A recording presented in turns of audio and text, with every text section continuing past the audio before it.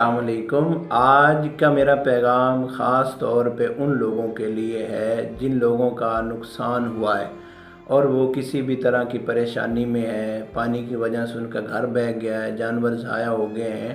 تو ان حالات میں ہمیں کیا کرنا چاہیے؟ جبکہ ہمارا یہ دعویٰ ہے کہ ہم شریعت محمدی کو ماننے والے ہیں، تو پھر آپ ہر معاملے میں شریعت محمدی سے رہنمائی لیجئے۔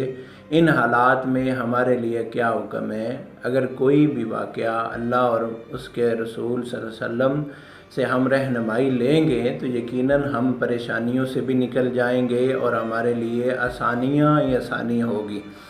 تو اللہ کے پاک پیغمبر علیہ السلام اور صحابہ کرام جب کسی مشکل میں مبتلا ہوتے تو وہ سب سے پہلے اللہ کا ذکر کرتے۔ آج ہمارے لیے بھی یہی ہے، اگر آپ بھی پریشانی میں مبتلا ہیں تو آپ اللہ کا ذکر کریں۔